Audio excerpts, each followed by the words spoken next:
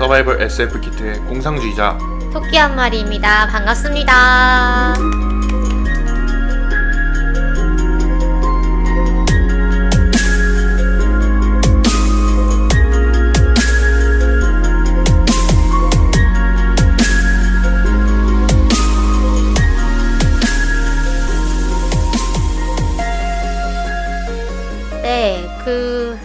일주일 어떻게 보내셨나요? 네. 일주일이 아니네요. 이제 2주일이네요. 네, 저희가 지난주에 처음 휴방을 하게 되었죠.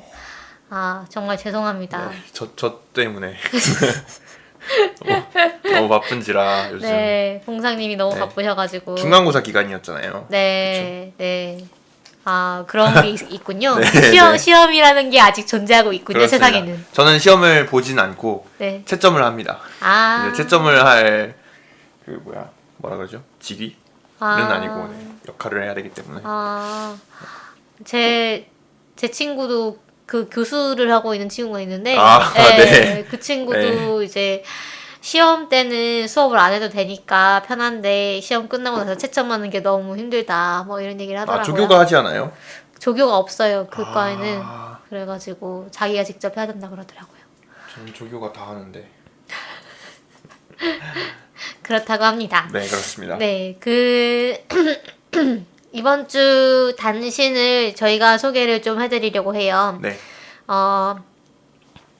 아작이라는 그 출판사가 있는 거 드렸죠. 아시죠? 네, 요즘 SF를 정말 활발하게 내주고 있는 고마운 출판사인데, 그 리디북스라는 그 이북 컨텐츠를 가지고 사업을 하는 이제 곳에서 아작의 SF 책들을 10년 대여 반값 행사 중이라고 합니다. 그래서 혹시 이북을 보시는 분들은 이제 이걸 이용하시면 좋을 것 같은데, 근데 4월 30일까지네요. 문제는 지금 저희는 녹음을 4월 30일에 하고 있긴 한데 이게 언제 나가죠? 5월. 네, 이게 5월 4일 날 아마 나갈 거예요. 그래서 이걸 들으시는 분들은 안타깝게도 놓치셨겠지만 저희가 페북에는 오늘 저희가 올려놓도록 하겠습니다.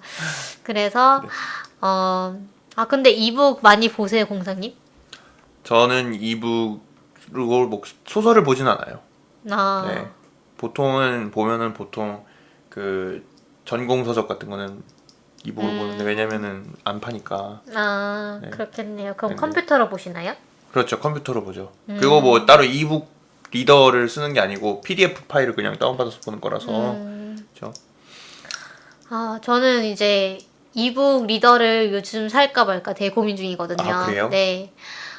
제가 그 구형 아이패드가 있기는 한데, 그걸로는 이제 이북은 잘 안 봐지더라고요. 무거워서 그런지. 근데 이제 주변 사람들 보니까 되게 요즘 이북 리더기라는 건 이제 흑백만 되긴 하지만 아주 가볍고, 그 다음에 눈도 편안하고, 그래서 괜찮다고 해서, 한번 사볼까라는 생각을 하고 있는데, 근데 이북 리더기들이 되게 그 하이테크 기계라고 하기에는 조금 모자란 부분이 아직은 있는 것 같아요. 그렇죠. 네, 지금 우리가 살 수 있는 게 크레마 아니면 이제 리디북스의 그 리더기인데, 크레마는 이제 알라딘이나 뭐 예스24나 뭐 교보나 뭐 하여튼 여러 그 플랫폼에서 이제 제공하는 이북들을 다 볼 수가 있어요. 그래서 오픈, 약간 안드로이드 같은 느낌이죠. 근데 리디북스랑 킨들, 이제 아마존에서 파는 킨들은 이제 크레마에서 안 열려요? 네, 그리고 그 안에서 파는 것만 열 수 있어요. 그러니까 리디북스에서 파는 이북만 리디북스 리더기에서는 볼 수 있거든요. 그래서 그런 부분들이 이제 클로즈드 이제 생태계인 거죠. 약간 아이폰이나 아이튠즈 생태계 같은 느낌? 그래서 저는 오픈된 거를 이제 사고 싶었는데, 그 크레마라는 기계가 아직 약간 테스트 수준인 느낌이었어요. 그래서 사람들이 이번에 뽑기를 잘못해가지고 지금 기계가 먹통이 됐다, 뭐 이런 얘기도 올라오고, 약간 좀 빌빌거린다 싶으면 공장 초기화를 해야 된다, 뭐 이런 얘기도 있고. 그래서 컴퓨터로 또 있잖아요. 그 리디북스인가 교보문고 리더기가 있거든요. 네. 그거를 제가 교보문고에서 책을 뭐 급하게 사서 읽어야 네. 하는 경우가 있었어가지고 네. 다운받아서 썼었거든요. 네. 근데 이게 무슨 윈도우의 무슨 프로그램이랑 자꾸 충돌을 일으켜가지고 그걸 깔아놓으니까 다른 프로그램을 못 쓰더라고요. 아이고. 그래서 책을 읽고 아쉽지만 그 프로그램을 지웠습니다. 저도 예전에 이북을 하나 사긴 했는데 리더기는 없어가지고 그러면 이제 크레마 프로그램이었던가? 하여튼 그것도 PC에 까는 프로그램이었어요. 그래서 그거를 그러니까 그걸 깔라고 하더라고요. 네. 그래서 깔아가지고 썼는데 너무 느리고 막 별로 그렇게 페이지 하나 넘기는데 막 버벅대고. 네, UI도 뭐 좀 별로 안 이쁘고 그래서 이북이라는 게 좀 활성화되기까지 아직 좀 그 본격적인 시대가 네. 오지는 않지 않았나라는 생각이 좀 들고 아직은 종이. 네, 그리고 이북 시장이 좀 성장하다가 요새는 좀 주춤하다고 해요. 또 네. 그래서 이게 어떤 책을 안 읽어서 그런 걸까요? 그게 그러니까 종이책을 네. 한번 좀 이겼다가 지금은 다시 종이책이 이북을 이기고 있는 상황? 아, 그래요? 네, 약간 그런 느낌인가 봐요. 그래서 복고 열풍 이런 거. 모르겠네요. 종이의 질감이랑 이렇게 넘기는 작업 자체가 책에 좀 더 집중을 하게 만든다는 연구도 있다고 하더라고요. 그래서 뭔지 모르겠지만 어쨌든 직업상으로 뭐 책을 되게 많이 봐야 되는 사람이라던가 그런데 이제 집에 보관할 곳이 없다던가 이런 사람들은 이북으로 보는 게 나을 수 있겠지만 사실 보면 이북이랑 종이책이랑 가격 차이가 생각보다 많이 안 나거든요. 아, 그래요? 네, 이북이 훨씬 쌀 것 같잖아요. 네. 근데 그렇지 않아요. 예를 들면 한 12,000원 하는 종이책이면 10,000원 정도 해요, 이북은. 그래서 별로 메리트가 많이 없는 느낌? 네, 그래서 뭐 그렇답니다. 그래서 제가 아직까지도 고민 중인데 이북을 살지를 만약에 이북 리더기를 사게 되면은 뭐 그때 또 후기를 들려드리도록 하지요. 책이 확실히 부피가 많이 나가긴 하죠, 근데. 네, 그리고 우리나라에서 나오는 책들은 다 무거워요. 무겁고 맞아요. 두껍고. 네. 종이질도 너무 쓸데없이 약간 좋은 것 같고. 네, 그렇게 좋을 필요가 없는데. 그래서 그 왜 일본이나 근데 저희 이 얘기를 예전에 했던가요? 한 것 같기도 네, 하고. 한 것 같기도 하네요. 네, 혹시 제가 그 부모님이랑 같이 살거나 네. 그 기숙사 살 때는 몰랐는데 그 혼자 자취를 하니까 가구가 있어야 되잖아요. 네. 근데 책을 사는 만큼 책장도 사야 되더라고요. 맞아요. 네. 네. 그래서 일본이나 미국 같은 경우에는 책을 훨씬 가볍게 이제 만들어서 팔거든요. 네, 그 약간 재활용 종이. 네, 그 같은 페이퍼백의 경우에는 네. 재활용 막 완전 신문지 같은 느낌으로 이제 하고 일본 같은 경우는 이제 문고판이라 그래가지고 아주 얇고 작은 책들을 이제 팔아요. 네. 그래서 우리나라도 좀 이제 휴대하기 좋은 책으로 만들면 좋겠다. 사실 책들이 이쁘긴 하거든요. 이쁜 건 제가 인정을 하는데 너무 무겁지 않나 들고 다녀서 보기에. 그래서 저는 무릎이 아프기 때문에 좀 책이 가벼워졌으면 책을 볼 때 보통 어떻게 좋겠습니다. 보시나요? 네? 이렇게 앉아서 보시나요? 책을 볼 때 네. 누워서도 보고 뭐 소파에 기대서도 보고 그렇지요. 네, 누워서 보면 사실 팔도 아파요. 이거 이렇게 들고. 네. 아니면 이제 옆으로 누워서 네, 저는 옆으로 이렇게 누워서 보거나 엎드려서 보는. 옆으로 누워서 보면은 책 넘길 때마다 이제 반대로 돌아놓아야 되지 않나요? 어쨌든 네. 그렇답니다. 그래서 여러분은 어떻게 그 독서 생활을 즐기고 계시는지 모르겠네요. 어쨌든 네, 두고 보죠. 이북이 언젠가는 종이책을 이기게 될지. 네, 좀 더 발달해서. 네. 네. 그렇게 되면 저도 아마 이북 리더기를 좀 장만해 보면은 좋지 않을까 이런 생각이 드네요. 근데 저는 만화책은 종이책으로 보는 게 좋더라고요. 아, 그래요? 네. 왜냐하면 작은 글씨 같은 게 있잖아요. 그런 거를 읽기가 이제 종이책이 더 좋고 만화책은 또 가볍고 하니까 더 좋은 것 같기도. 어쨌든 네. 그 다음 소식은 그 핀치라는 혹시 미디어를 아시는지 모르겠어요. 그 유료 뭐라고 해야 되죠? 이거 기사라고 해야 되나요?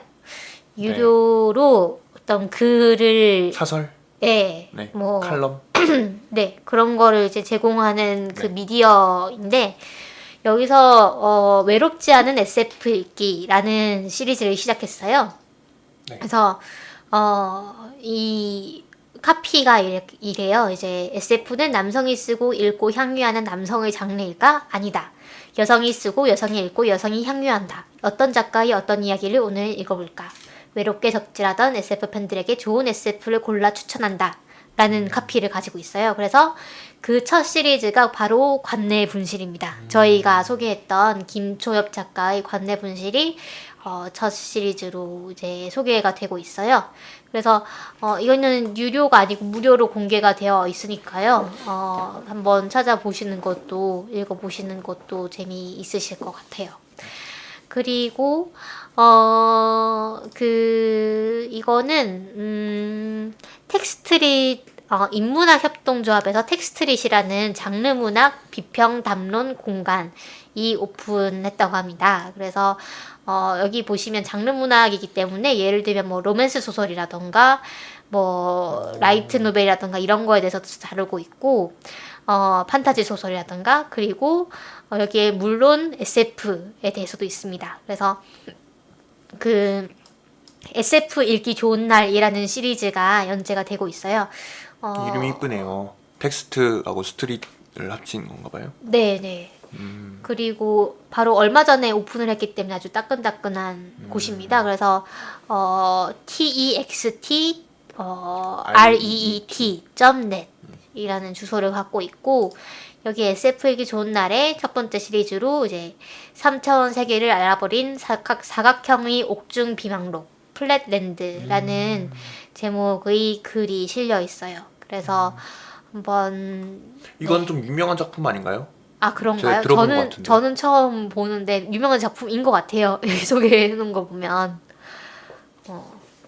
그래서 인문학 협동조합이니까 아마 인문학 연구자들 중에서 이런 장르 문학을 연구하시는 분들이 비평이라던가 뭐 연구 내용이라던가 이런 거를 좀 더 일반 사람들도 읽을 수 있도록 좀 캐주얼하게 게재하는 곳인 아닐까라는 생각이 드는데요. 거기서 이제 소개해 놓은 내용을 보면 뭐 장르 문학을 비평하는 담론 공간이기도 하고 그 다음에 뭐 장르 문학 전문 비평 팀으로서 또 이제 활동을 하려고 한다고 하네요. 그래서 인문학 협동조합 페이스북 페이지에 들어가셔서 뭐 보실 수도 있고 아니면은 그냥 아까 말씀드린 사이트를 직접 들어가 보실 수도 있을 것 같습니다. 네. 앞으로가 기대되는 네, 공간이네요. 그리고 저희 그 소중한 저희의 청취자분께서 관심을 관심을 가져주셨는데 소중한 관심 감사합니다. 그 TT님께서 파티에다가 20회 방송의 파티에다가 댓글을 달아주셨어요. 채채파리 비법을 저희가 앞으로 다룰 거라고 이제 예고를 드렸잖아요. 그래서 그 채채파리 비법을 오디오북 소라소리에서 들을 수 있습니다. 라고 댓글을 달아주셨거든요. 소라소리라는 팟캐스트가 있어요. 제가 성우 덕후가 아니겠습니까? 그래서 이 소라소리는 윤소라라는 이제 성우분이 진행을 하시는 말 그대로 이제 책을 읽어주는 팟캐스트예요. 그래서 성우시기 때문에 아주 정확한 발음 그리고 사실 이 책을 읽는다는 거는 그냥 완전히 연기를 하는 건 아니긴 해요. 그러니까 예를 들면 어떤 그 소리극 같은 경우는 대사가 있고 대사마다 역할이 있고 그래서 여자 역할은 여자하고 남자 역할은 남자가 하는 그런 게 있는데 이제 책을 낭독한다는 거는 그냥 거의 보면은 혼자서 이제 이 책을 낭독을 하고 중간중간에 대화가 나오더라도 뭐 남자 역할도 이제 여자 성우가 계속 할 수도 있고 뭐 그런 식으로 되거든요. 그래서 조금 다르긴 하지만 그래도 그 낭독의 노하우를 가지고 이 윤소라님이 아주 차분하면서도 또 중간중간 연기력이 필요한 곳은 이제 연기도 조금 하시면서 읽어주시기 때문에 저도 되게 추천드리는 이제 그 방송이에요. 그리고 한 권을 읽으려면 얼마나 걸리나요? 근데 한 권을 장편을 읽진 않으세요. 그 단편을 읽으세요. 단편을요? 네네. 그래서 채채파리의 비법 같은 경우도 그 채채파리의 비법이라는 그 단편만 읽으시죠. 그래서 굉장히 목이 아플 것 같아요. 제가 예전에 그 시각장애인 복지관에서 네. 책 읽기 낭독 그 봉사활동을 한 적이 있어요. 네, 네. 네, 근데 정말 힘들긴 해요. 네. 네, 힘들긴 하고, 그리고 녹음하고 이제 자기 목소리를 들어보면 되게 목소리가 듣기 싫잖아요.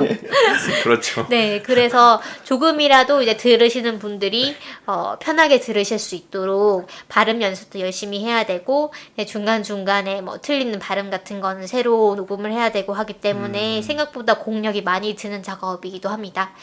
그래서, 여기서 제가 성우 덕후니까 살짝 소개를 드리자면, 윤소라 님이 이제 어떤 역할로 유명을 하신지, 살짝 소개를 드리자면, 근데 소개를 드리려고 하니까 갑자기 떠오르지가 않는데, 저희가 나중에 카우보이 비밥이라는 작품을 할 거예요. 그 카우보이 비밥이라는 작품에, 줄리아라는 약간 페이크 히로인이 있거든요. 그래서 페이크 히로인일까요? 진 히로인일까요? 어쨌든 그 히로인이 있어요. 그래서 줄리아를 이제 연기를 하셨고, 또 여러분들이 아실 만한 캐릭터가 뭐가 있는지 모르겠네요. 대운동회라는 애니메이션을 혹시 기억을 하신다면 거기서 제시라는 역할을 했던 분입니다. 그 외에도 뭐 많이 하셨는데 인사이드 아웃도 있네요. 네, 인사이드 아웃. 제가 인사이드 아웃을 안 보긴 했지만 네. 라일리의 엄마가 뭐 중요한 캐릭터인가요? 그렇게 중요한 캐릭터는 아니죠. 아, 그래요? 네. 그래서 또 그 사이버 포뮬러 혹시 보셨다면 거기에 미키라고 이제 여자 그 정비사가 나오거든요. 네, 그 사람도 하셨고 헬싱 혹시 보셨나요? 헬싱이 그 실사 드라큘라 영화 나오는 말하는 거 건가요? 아니요? 아니, 안 본 것 같네요. 네, 네. 그쵸. 그 헬싱도 있긴 하지만, 그 헬싱이라는 만화에서 그 인테그랄, 만화. 인테그랄 역할을 했었습니다. 좀 서담이 길었네요. 네. 저희가 이제 드디어 오늘의 작품 소개 드디어 20분 만에. 네. 죄송합니다, 여러분. 네. 너무 오랜만에 하다 보니까 전해드릴 소식이 쌓여가지고. 네, 오늘 다룰 작품이 뭐죠, 공사님? 오늘 다룰 작품은 애니메이션인 이브의 시간, 그러니까 뭐라 그러죠? 그 애니메이션 장편 애니메이션? 뭐라 그러죠? 극장판 애니메이션? 극장판 애니메이션. 네. 이브의 시간이라는 작품입니다. 네. 그래서 요시우라 야스히로 감독의 작품이고요. 이 작품 이전에는 이제 페이코쿤이나 이 이후에는 그 거꾸로 된 파테마 맞나요? 네. 그런 작품을 하시기도 했고, 제가 이 두 작품은 둘 다 거꾸로 된 파테마는 잠깐 보긴 했는데, 페이코쿤은 제가 안 본 작품이어가지고 혹시 소개해 주실 수 있나요?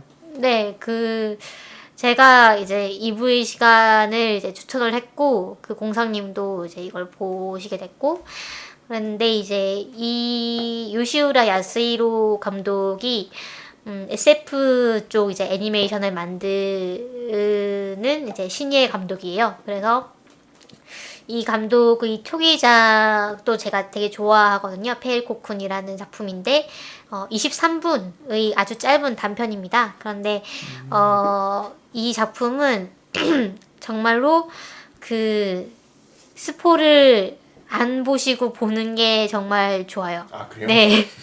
끝났네요. 그래서 일단은 스포를 원하지 않으시는 분은 지금 여기서 끊으시고 저는 어떡하죠? 공사님은 어쩔 수 없죠. 제가 보라고 했잖아요. 어쨌든 그러고 네, 나중에 들으시는 걸 추천합니다. 그래서 이 작품은 어떻게 시작하냐면 주인공이 지구의 어떤 역사를 담은 파일 같은 거를 복원하는 그 직업을 가지고 있어요. 그래서 손상된 파일을 이제 복구를 해가지고 보면은 뭐 사진이 나오기도 하고 글이 나오기도 하고 뭐 아주 가끔 동영상 같은 귀한 파일이 나오기도 하는데 근데 이제 이 사람들은 그러니까 이 지구를 둘러싸고 어떤 구조물 같은 걸 만들어가지고 그 안에서 이제 사는 사람들이에요. 그래서 근데 이제 그 생명 유지 장치가 점점 이제 노화되면서 인간은 점점 위층에서는 살 수 없게 되고 점점 아래층으로 이제 몰리고 있죠. 근데 어느 날 이 주인공이 동영상 하나를 이제 복원을 합니다. 이게 뮤직비디오였는데 이걸 보면서 깨닫게 되죠. 아, 우리가 지금까지 있었던 곳은 지구가 아니고 달이구나. 그래서 이 뮤직비디오를 보면 사람들이 지구가 너무 오염이 돼가지고 이 지구를 떠나야 하게 된 거예요. 그래서 그 달로 이주를 한 거죠. 그래서 이 생명 유지 장치라는 게 필요했던 것이고 그거를 이제 주인공이 마지막에 이제 직접 엘리베이터를 타고 올라가가지고 거의 죽을 뻔하면서 그걸 봅니다.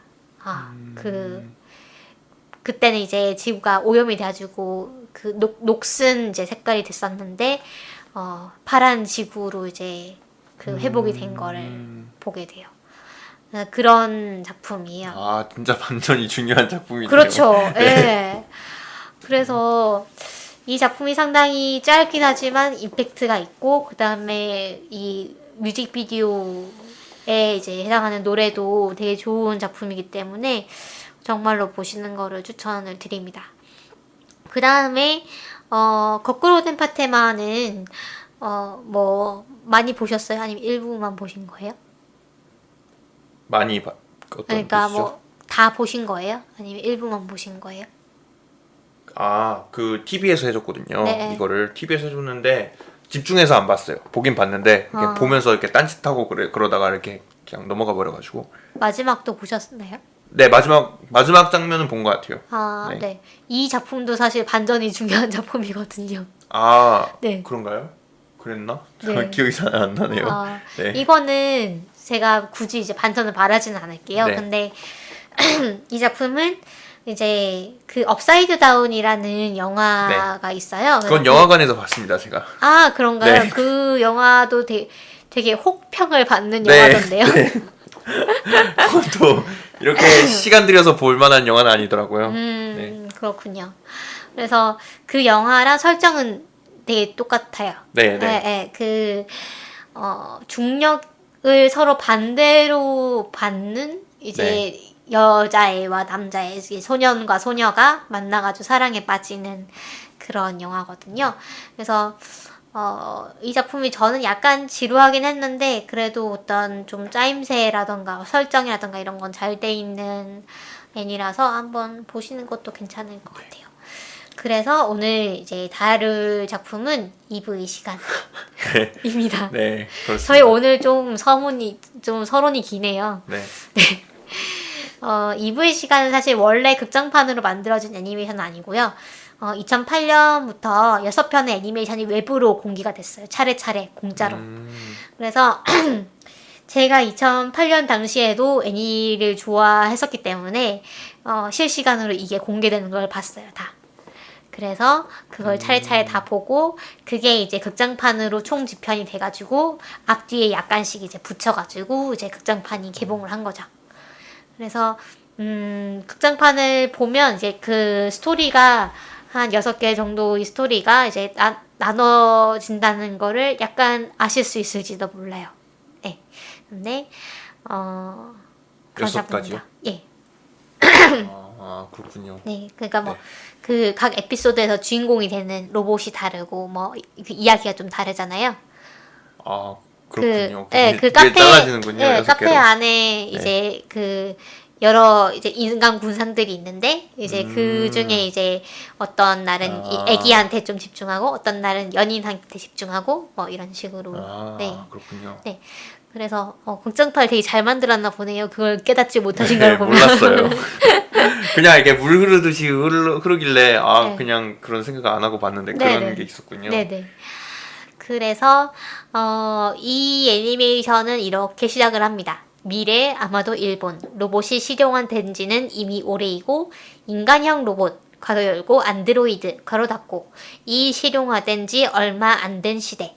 그러니까 약간 이 그 자막이 나오면서 시작하는데 약간 공각기동대를 오마주한 것 같아요. 공각기동대도 이제 시작할 때 이렇게 시작을 하는데 그래서 안드로이드가 되게 상용화가 되어서 집에 뭐 한두 대씩 데리고 있고 약간 비서 또는 하인 같이 이제 활용을 하는 시대예요. 그래서 뭐 예를 들면 비가 올 때 뭐 우산을 갖다 달라고 한다거나 뭐 도시락 심부름을 한다거나 뭐 아침 식사를 만든다거나 뭐 이런 일을 하죠. 그래서 이걸 보면서 약간 보통 엄마가 하는 일이다라는 생각이 들면서 이런 안드로이드들이 만들어지면 그러면 엄마가 좀 자유로우시는 건가? 라는 생각이 들고 극 중에서 좀 그런 내용이 나오거든요. 그 어머니가 이제 아침 식사 준비를 이 로봇한테 맡기고 엄마는 피아노 레슨 갔다 올게 뭐 이렇게 쪽지를 남겨요.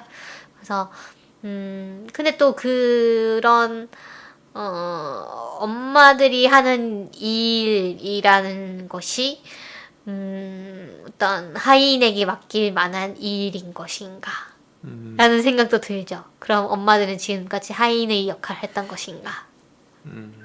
네, 이걸 약간 페미나이즈드 레이버라고 볼 수도 있을 것 같은데 네, 집안일이라는 게 보통 엄마가 하는 일이고 또 동시에 어떤 좀 평가절하되는 일이 되잖아요. 그래서 그렇죠. 네. 그런 생각이 들었습니다. 어쨌든 간에 그래서 그런 설정으로 시작하는 애니메이션이에요. 그래서 저도 그렇고 이제 공상님도 그렇고 뭔가 많은 내용을 준비를 했는데 일단 가장 중요한 네. 거는 그 안드로이드들을 쓰면서도 그 안드로이드들이 대놓고 혐오의 대상이 된다라는 그렇죠. 것이죠. 네. 네. 영화에서는. 네. 네.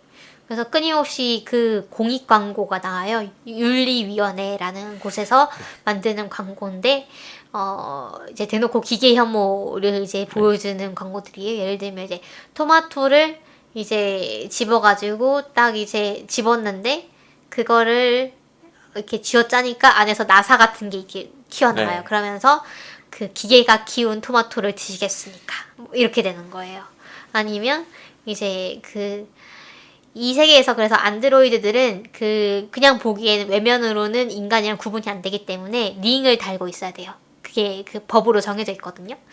그래서 이제 링을 단 안드로이드랑 인간이랑 이제 연인 관계에 있는 장면이 나오고 근데 이제 안드로이드가 쓰러지면서 이제 나사가 튀어나오는 그러면서 사람이 이렇게 기대니까 넘어지는 장면. 사람에 기대면서 기가 넘어졌던 것 같아요. 아, 그런가요? 그래서 약간 사람이 다친다는 좀 암시를 주는 것 같은데, 예. 그래서 뭐 그러고 이제 네. 그 멘트가 이럴 때야 뭐라고 그러더라? 이건 사랑이 아닙니다라고 했던가? 그곳에 사랑은 없습니다. 아 맞아. 네. 그랬었어요. 저 위에 있네요. 네. 예, 예. 그래서 그 도리개라고 해서 그 안드로이드를 사랑하는 안드로이드에 의존하는 이제 사람들을 가리키는 단어도 생겨나요. 그러면서 이 사람들을 약간 오타쿠 뭐 이런 네, 느낌으로 사람들이 좀 싫어하죠. 그래서 도리개가 무슨 뜻이죠? 그 안드로이드가 이제 일본어로 하면 안드로이드 뭐 이렇게 되거든요. 네. 그러면 이제 거기서 도리가 나온 거고 개라는 거는 이제 뭐 땡땡개. 뭐 예, 그렇게 땡땡개. 있나요? 예. 뭐 뭐가 식물계, 있죠? 육식계 뭐 이런 거 있잖아요. 예. 그런 느낌. 네. 네. 그런 상황입니다. 그러니까 사람들이 안드로이드를 그냥 뭐 도구 이상으로 보지 않고 네. 오히려 조금 뭐랄까 등한시하는 그런 세계예요. 보면은 사람들이 그 안드로이드를 되게 예의 없이 대하거든요. 약간 뭐 그 가방을 주는데 막 이렇게 던진다거나 뭐 좀 그냥 정말 물건 대하듯이 대하는 그런 시대 그 상황입니다. 근데 사실 저는 네. 이런 장면들을 보면서 약간 이해가 안 가는 것은 네. 그렇게 대할 거면 왜 그들을 사람처럼 만든 것일까? 이 부분이 약간 이해가 안 갔거든요. 그렇게 대할 거면은 차라리 그들에게 이건 좀 이렇게 말하면 좀 이상하긴 하지만 공감하기 어려운 방식으로 설계를 하는 것이 오히려 더 그런 사랑을 못 느끼게 하는 그런 거에 더 적합하지 않았을까요? 왜 굳이 사람 모습으로 만들었는지 그리고 그런 방식으로 계속 사람들을 세뇌시킨다는 것 자체가 사실은 어떻게 보면은 그들도 알고 있는 거잖아요. 이런 기계에 공감할 수밖에 없고 어쩌면 이들도 감정을 가질 수 있지 않을까 이런 의심을 계속 하고 있다는 걸 보여준다고 좀 생각이 좀 들었거든요. 네, 그래서 그 부분에 대해서는 사실 뭐 완전히 그 내용이 밝혀지진 않지만 그 로봇들의 아버지라고 불리는 시오츠키라는 캐릭터가 나옵니다. 이 캐릭터가 그 어떤 로봇들이 개성을 가질 수 있도록 설계를 한 것 같아요. 그래서 어떤 그 로봇 법이라던가 뭐 이런 거에 우선하는 비밀 코드가 있는데 그 코드를 보면 이제 로봇들이 자신의 이제 개성을 마음껏 드러내고 어떤 감정 같은 것도 드러내는 그렇게 되는 장치가 있거든요. 그래서 이 사람은 어떤 인간과 로봇이 친구가 될 수 있다고 믿은 것 같아요. 제 생각에는. 그런데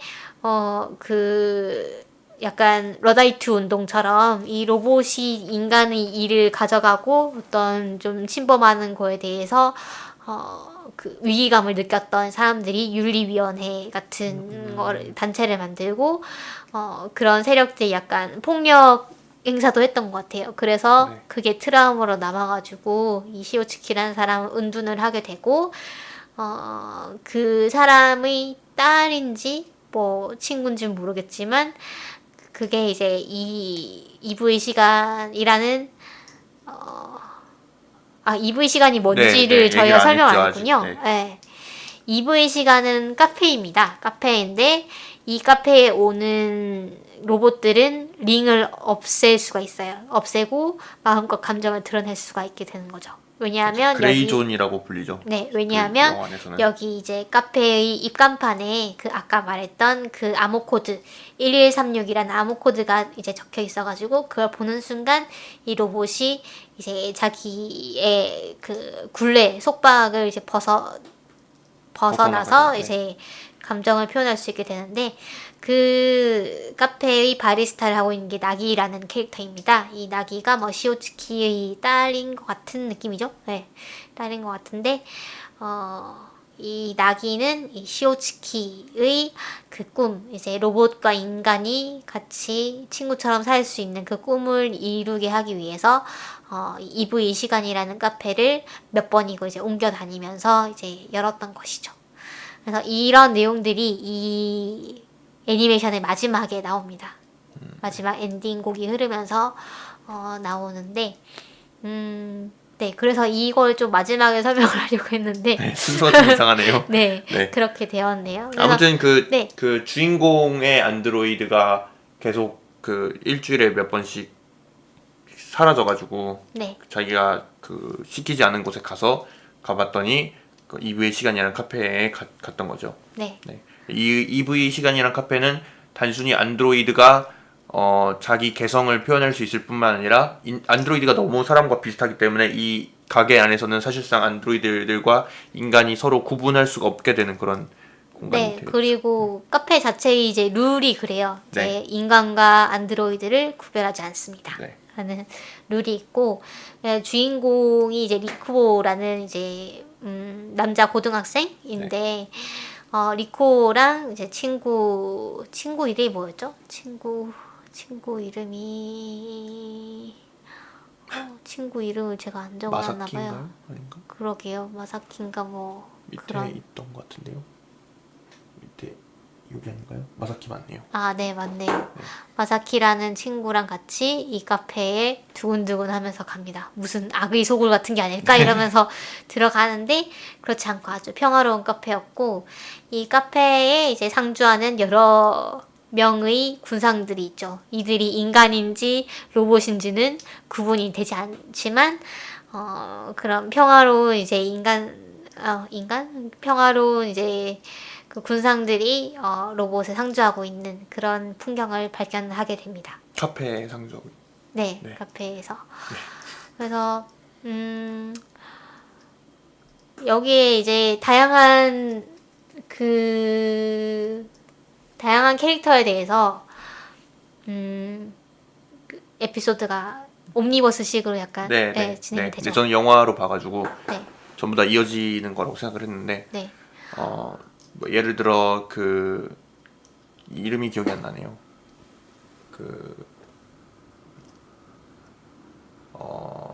모자 쓴 캐릭터, 흰색 모자 쓴 캐릭터 이름이 뭐죠? 아, 모자 쓴 캐릭터. 네. 모자... 그리고 그 꼬마의 아키코. 네. 아키코 같은 경우에는 처음에 그 떠보잖아요. 그 주인공이 얘가 로봇인지 사람인지 알고 싶어서 그래가지고 질문을 뭐라고 하냐면은 만약 사람이라면은 도리개일 것이다. 로봇을 너무 좋아해서 여기 있을 것이다. 그래서 뭐라고 질문을 했죠? 왜 여기 왔냐라고 질문했던가요? 기억이 잘 정확히 기억이 안 나는데 그렇게 질문을 했더니 나는 서로를 이해하고 싶어서 여기 왔다. 로봇과 사람은 서로 이렇게 겉은 비슷하게 생겨도 속은 완전히 달라서 서로를 이해하고 싶었다라고 해가지고 사람인 줄 알았는데 다음날 학교에 갔더니 그 아키코가 안드로이드인 게 밝혀지죠. 네, 링을 달고 왔죠. 네. 그리고 또 다른 재미있던 에피소드는 그 구형 로봇이 등장하는 에피소드인데 혹시 기억나시나요?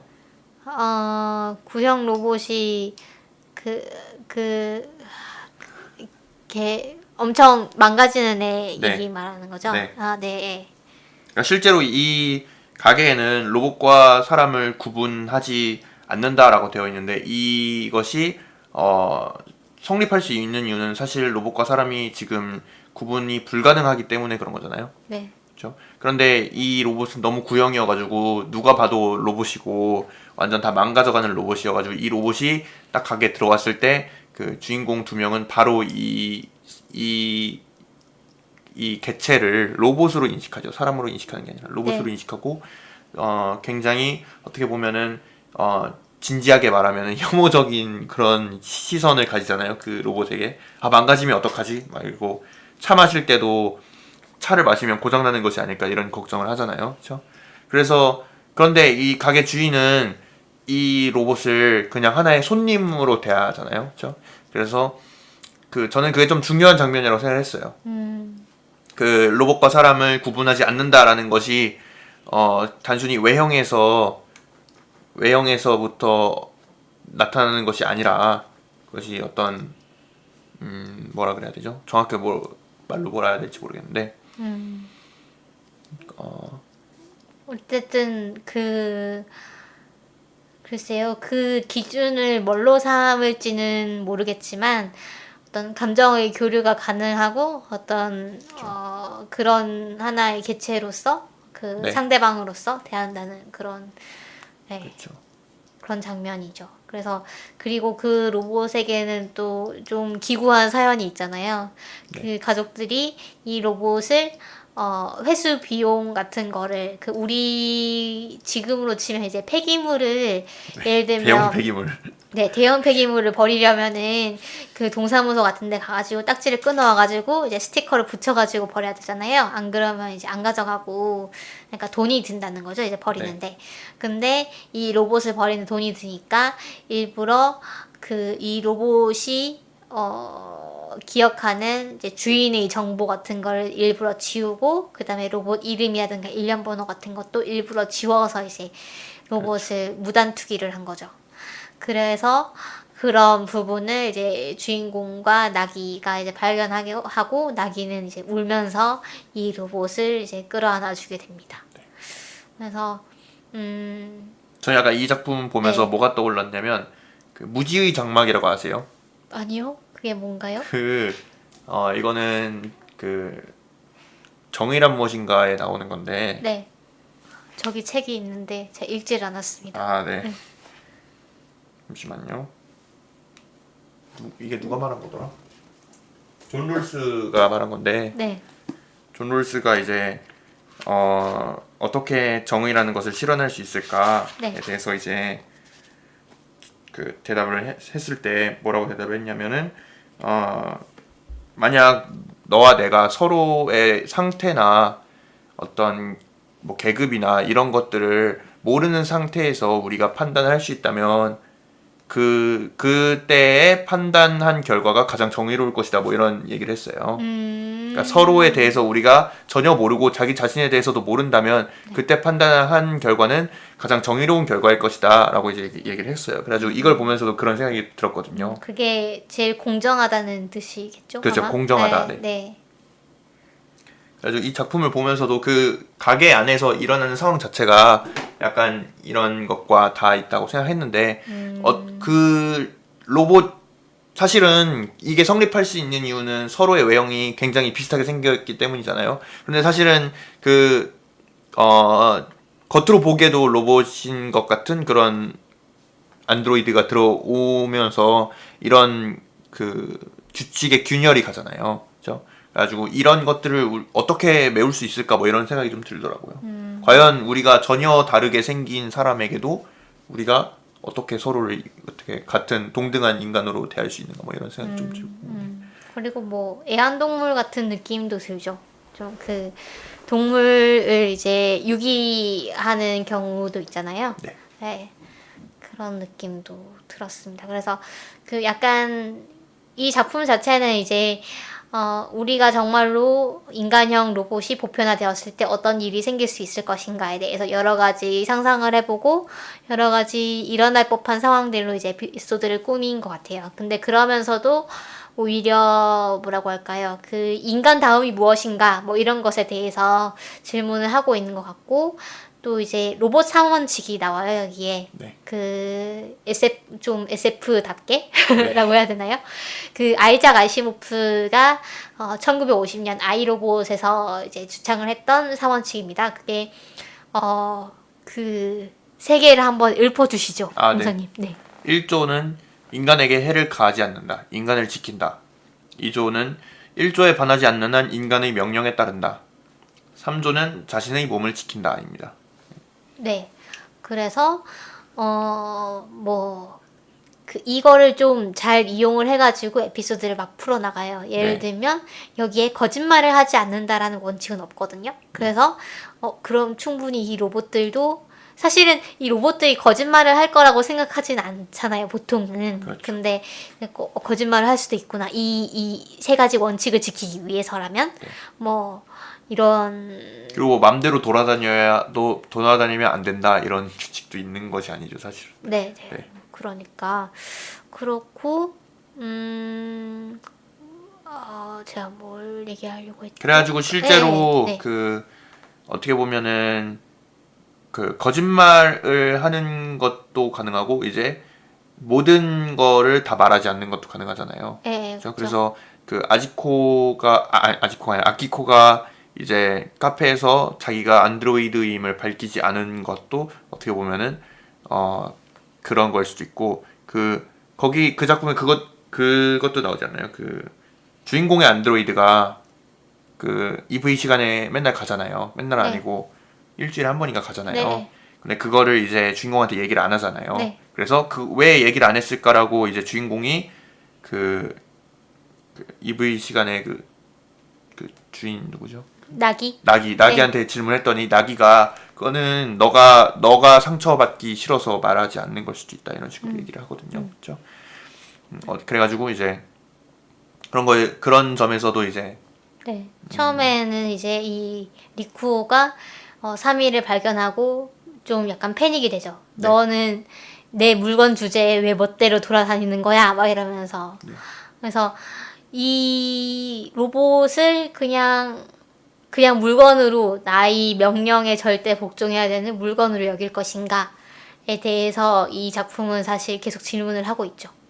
이 로봇을 이 작품에서 좀 주장하는 바는 로봇과 우리는 어떤 친구로서 어떤 동등한 존재는 아닐 수도 있긴 하지만 어쨌든 우리가 로봇과 같이 함께 살아가야 된다. 우리가 로봇을 완전히 이제 물건 취급을 하거나 이렇게 하지 말자 뭐 이런 거를 이제 얘기를 하고 있기는 한데 그래서 뭐 예를 들면 뭐 그런 에피소드도 나와요. 연인인데 서로 연인처럼 이제 행세하는데 서로가 서로를 그러니까 인간으로 착각을 하는 네. 로봇들도 나오죠. 네. 네. 그래서 그런 뭐 인간이란 무엇인가 뭐 이런 얘기도 할 수 있고 또 주인공이 사실 피아노 콩쿠르에 나갈 정도로 이제 피아노를 잘 치는데 이 로봇 연주자가 점점 이제 피아노를 잘 치게 돼서 결국은 이 주인공이 로봇의 연주를 듣고 감동을 하고 맙니다. 네.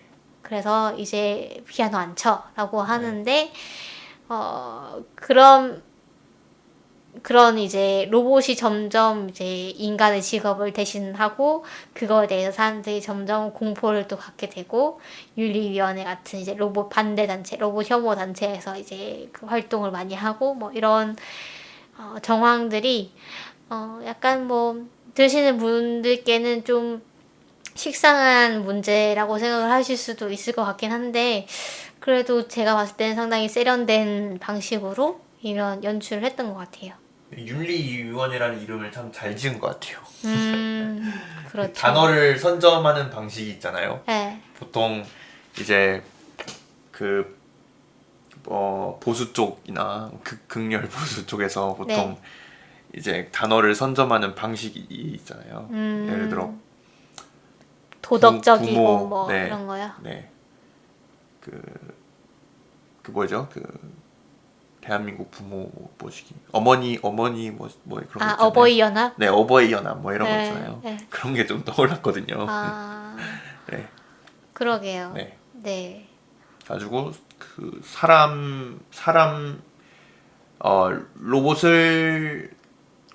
로봇이 사람답게 되는 것이 두려워서 이제 어떻게 보면은 그들에게 인간이 될 그런 권리를 거부하고 우리만 인간이다 이런 식으로 하는 그런 단체라고 볼 수 있죠. 그렇죠? 네. 어떻게 보면은 현실에서도 일어나고 있는 일이죠. 현실에서도 일어나고 있고 굳이 이 작품에서는 안드로이드와 인간으로 이제 묘사를 했지만 현실에서도 충분히 이제 이런 어떻게 보면은 현실에 대한 은유로서 받아들일 수도 있을 것 같아요. 뭐 어떤 식으로 해? 이 작품에서 전체 다 이제 들어맞는 비유는 아니지만 네. 저희가 이 안드로이드를 소수자라고 생각해 볼 수도 있고요. 그렇죠? 네. 아니면 뭐가 있을까요? 가사 노동자와 같은 걸로 이제 생각해 볼 수도 있고. 그렇죠?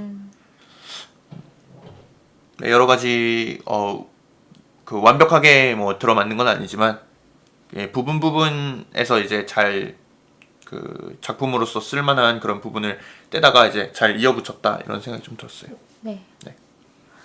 그리고 아까 말씀드린 서로 이제 인간인 줄로 착각하는 이제 연인 그러니까 여자 로봇과 남자 로봇이 이제 서로가 인간인 줄로 착각을 하고 이제 연애를 하죠.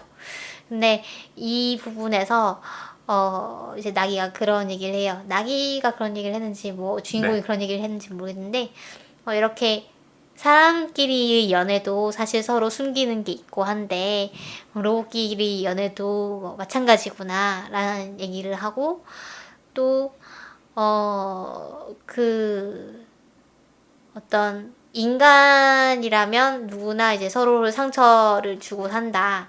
근데 이게 그 네. 누가 하는 말이었죠? 그 맨날 책 보는 아저씨가 하는 말인데, 네. 그쵸? 그거 굉장히 지적으로 나오잖아요. 네네. 이 장면에서 전 이 장면이 굉장히 약간 재밌었어요. 네. 그 주인공이 화를 내니까 책 보는 아저씨가 이름이 기억이 안 나가지고 네. 왜 너가 이 말에 화를 내냐? 당연히 아까 주인공이 이렇게 말을 하죠. 내가 인간이니까 짜증나는 녀석이라는 건가요? 이렇게 말을 하니까 그 로봇인지 안 나오죠? 정확하게. 인간인 것 같긴 해요. 네. 네. 로봇이라면 모두 무슨 일이 있어도 상대를 상처 입힐 리가 없다고 생각하나? 라고 이제 반박을 하죠. 이 장면이 저는 감명 깊었던 것 같아요. 감명 깊었다. 재밌었다. 인상 깊었다. 네, 인상 깊었다. 네. 인상 깊었다. 어. 약간 로봇을 어떻게 생각하고 있었는가를 아주 명확하게 드러내주는, 주인공이 로봇을 어떻게 생각하고 있었는가를 명확하게 드러내주는. 네. 그러니까 이게 그 서로를 이제 인간으로 착각하는 그 커플 에피소드에 나왔던 건가요? 제 기억으로는 잘 모르겠네요. 전 에피소드별로 안 봐가지고. 네. 네. 그 중간에 어떤 부분에서 나왔던 건지 잘 기억이 안 나는데 그러니까 제 기억으로는 네. 이게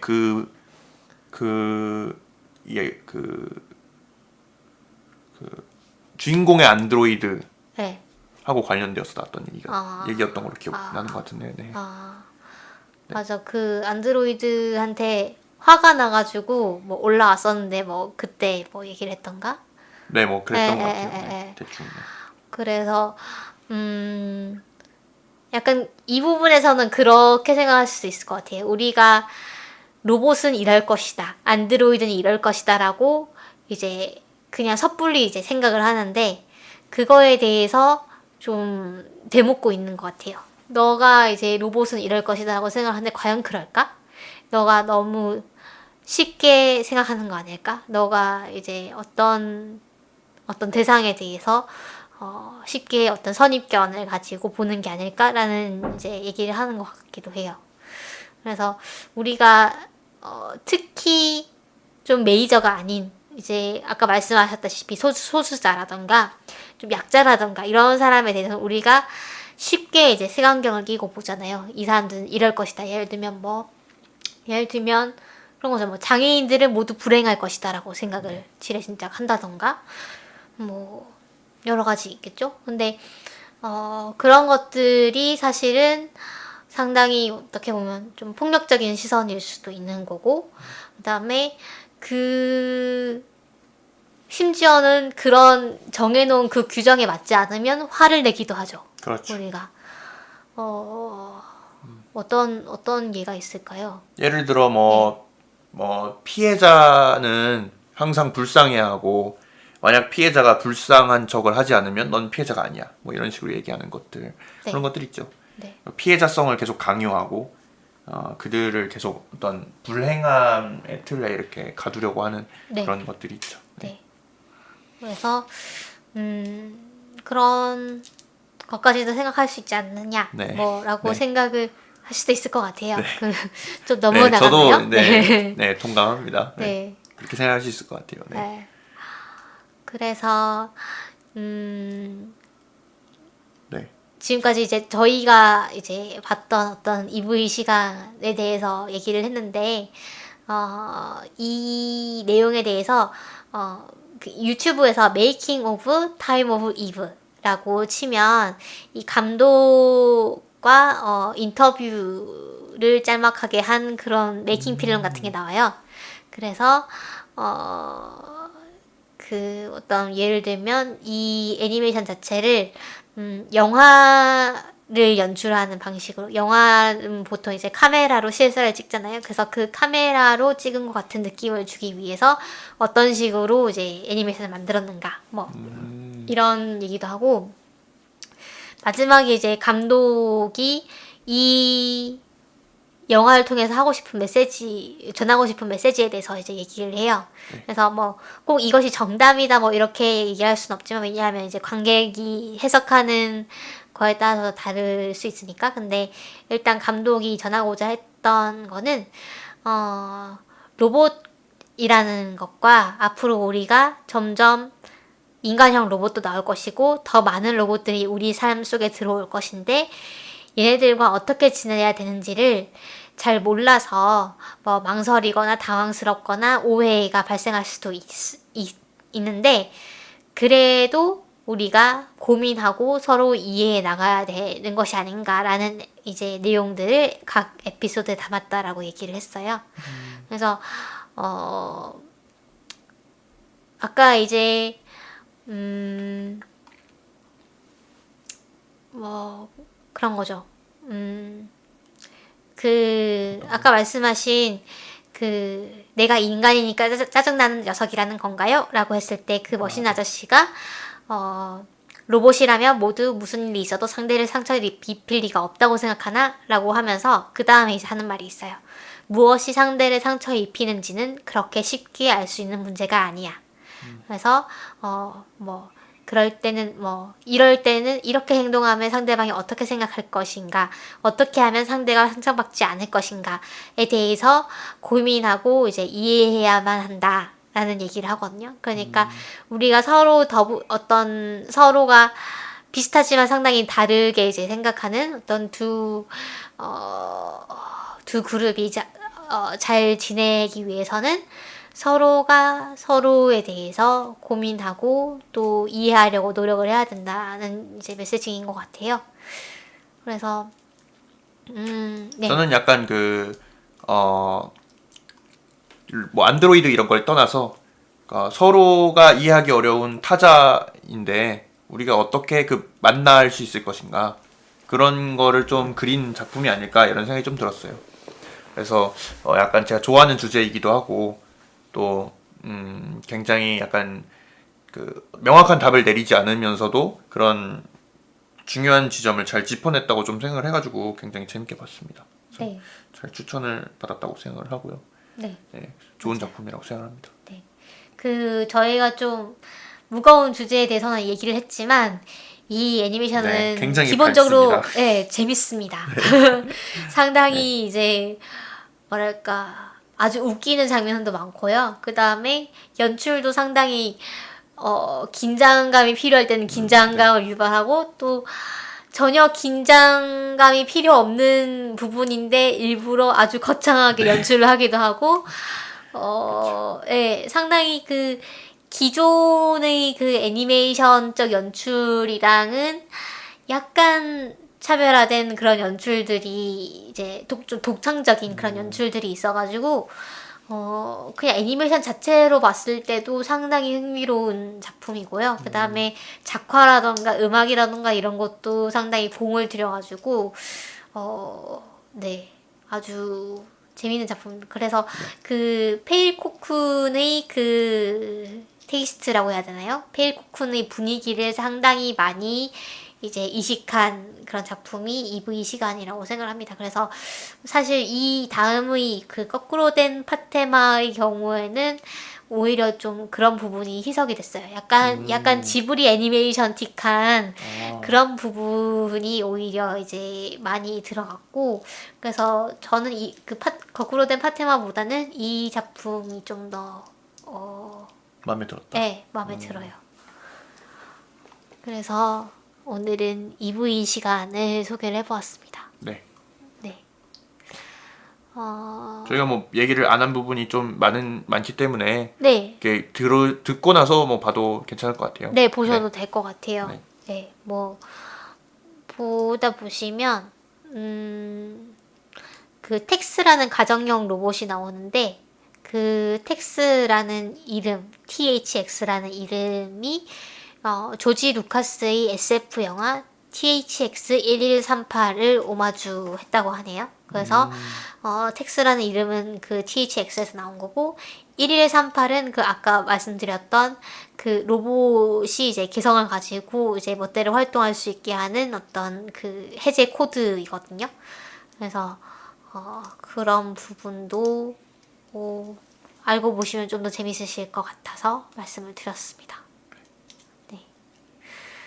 그럼 저희가 다음 주에는 어떤 작품을 다뤄볼 생각이죠? 저희는 다음 주에 갑자기 이제 또 옛날로 돌아가가지고 저희 그 뭐죠? 무슨 영화였죠? 제목 까먹었다. 그 아바타. 네. 아바타랑 발레리안은 언제 개봉됐죠? 작년인가 재작년인가 뭐 그랬었던 것 같아요. 네. 네. 그래서 이 두 작품을 좀 비교를 해보고 네. 좀 깔 것도 좀 까고 그렇게 할 예정입니다. 주로 많이 깔 예정인데요. 네. 네. 이제 공상님이랑 저랑 느낀 게 좀 달라가지고 그 부분에 대해서도 좀 재밌는 얘기를 해볼 수 있을 것 같아요. 네. 그러면 저희 오늘은 여기까지 하고요. 다음 주에 만나기로 하죠. 네. 네. 여러분 저희 그 페이스북으로 댓글 남겨주실 수 있고 유튜브랑 파티랑 팟빵에서 만나보실 수 있고요. 그리고 댓글은 페이스북이나 유튜브나 뭐 파티나 팟빵 어디에나 올려주셔도 괜찮습니다. 아이폰은 뭐였죠? 아이튠즈에서도 들어보실 수 있습니다. 네. 네. 그래서 저희가 뭐 아이튠즈 말고는 저희가 댓글을 이제 다 확인을 하고 있으니까요. 최첨단 모니터링 시스템. 수동으로 네. 다 확인을 하고 있고요. 네. 그리고 댓글 정말로 네. 저희가 얼마나 반가워하는지 여러분들은 아마 네. 상상하지 못하실 겁니다. 저희가 댓글을 하나 발견하면 약간 한 바퀴 돌고 기본적으로 우리 한번 지르고. 네. 네. 그 정도. 네, 어쨌든 저희 댓글 정말로 감사히 생각하고 있다는 거 말씀드리고요. 네. 네. 꾸준히 들어주시는, 댓글을 안 다셔도 꾸준히 들어주시는 분들이 좀 계시는 것 같더라고요. 그래서 네. 그런 분들께도 정말로 감사드립니다. 네. 네. 그러면은 오늘은 여기까지 하고 마치도록 하겠습니다. 네. 여러분, 다음 주에 만나요. 언제 봐요?